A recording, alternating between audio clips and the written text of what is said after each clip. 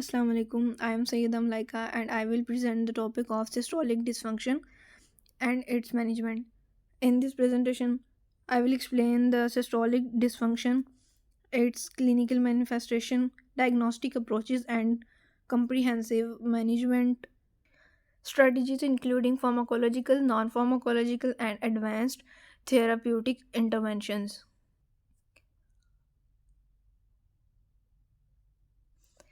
First, what is systolic dysfunction?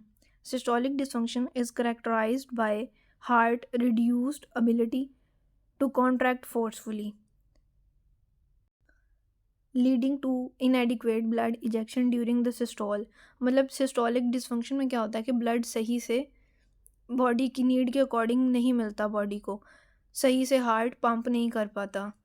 इसकी जो causes हमारे पास आ जाती हैं वो है coronary artery disease, hypertension, increased afterload, and dilated cardiomyopathy and ischemic heart disease are also included. जो सिस्टोलिक डिसफंक्शन है वो हमारे पास लीड करती है हार्ट फेलियर की तरफ, वो उसका मेजर कंट्रीब्यूटर है।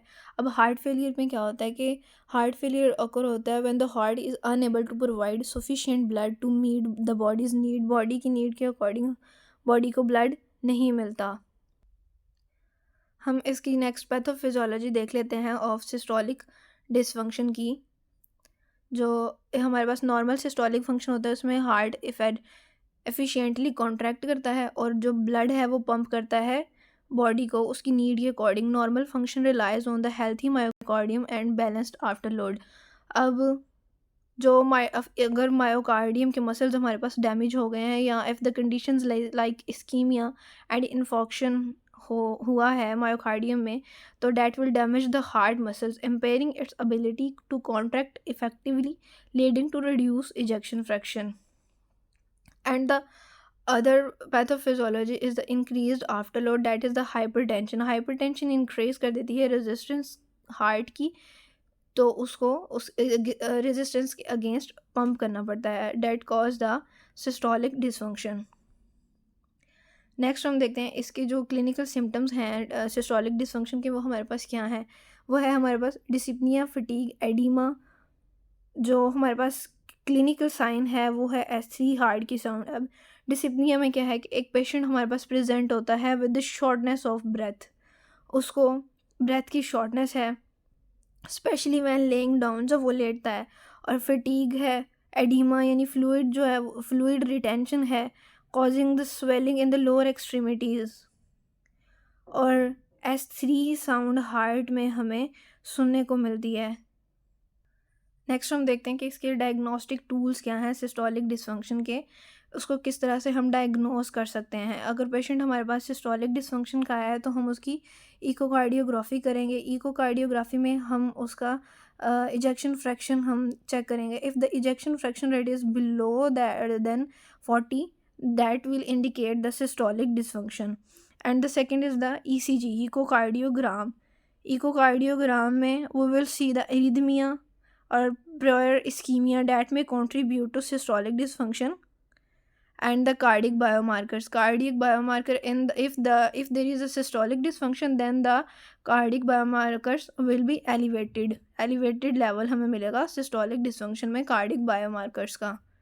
Next we will see the classification of the heart disease. Heart failure की हम दो तरह से क्लासिफिकेशन करते हैं। अगर तो हार्ट फेलियर में रिड्यूस्ड इजेक्शन फ्रैक्शन है, that is below the 40%, that is the systolic dysfunction. But if the rate of ejection fraction with preserved heart failure है विद प्रिजर्व्ड इजेक्शन फ्रैक्शन, वो प्रेजेंट करेगा 40% या फिर greater than 40% ejection fraction, that is the diastolic dysfunction. But in systolic rate of ejection fraction will be below than 40%. Next, the management goals of treatment for the systolic dysfunction. हमने systolic dysfunction में improve करना है कि patient की shortness of breath को, उसके oedema को हमने इम्प्रूव करना है, उस सिम्टम्स को हमने इम्प्रूव करना है। फिर है इन्हेंस क्वालिटी ऑफ लाइफ और reduce mortality, prevent disease prognosis and complications. Primary goal of treating systolic dysfunction are to improve symptoms, enhance patient quality of life, and reduce the morbidity and mortality. जो effective management है इसकी, उसमें हमारे पास pharmacological और non pharmacological management आ जाती है systolic dysfunction के लिए। फार्माकोलॉजिकल मैनेजमेंट में हम देखते हैं कि पेशेंट को हमने कौन कौन से फार्माकोलॉजिकल ट्रीटमेंट देनी है हमने।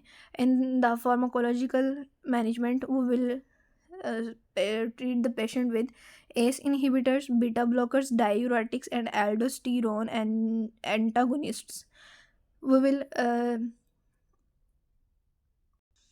give ACE inhibitor to patient for reduce the afterload, and ACE inhibitors will improve the cardiac output and reduce the symptoms of afterload. Beta blockers हम पेशेंट को तब देंगे जब उसका हार्ट रेट का और ब्लड का प्रेशर हमने उसको रिड्यूस करना है। जो मोस्टली बीटा ब्लॉकर यूज़ होती है वो कार्विडोलोल है, और डायूरेटिक्स उसकी जो फ्लूइड की रिटेंशन है एडीमा के सिम्टम्स को डील करने के लिए हम डायूरेटिक्स। नेक्स्ट हमारे पास जो नॉन फार्माकोलॉजिकल ट्रीटमेंट मैनेजमेंट आती है, उसमें हमारे पास पेशेंट की डाइट है, रेगुलर फिजिकल एक्टिविटी है, वेट की मैनेजमेंट है। हम ये नॉन फार्माकोलॉजिकल मैनेजमेंट में यूज़ करेंगे। In this light exercise improve the cardiovascular fitness and overall well-being.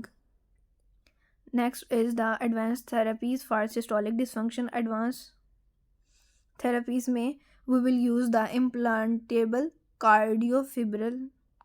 cardioverter defibrillators and जो सर्जिकल ट्रीटमेंट हम पेशेंट की इसमें करते हैं, लेफ़्ट वेंट्रिकल असिस्टेड डिवाइसेस को इम्प्लांट करके पेशेंट के अंदर ये असिस्ट करते हैं डायस्टोलिक डिसफंक्शन के अंदर। और if condition is not going good, अगर तो पेशेंट जो है वो वर्स्ट कंडीशन सीवियर कंडीशन की तरफ जा रहा है, तो हम उसको अल्टीमेटली इम्प्लांट कर देंगे। सो ये आज की हमारी प्रेजेंटेशन थी। आई होप कि समझ आ गई हो।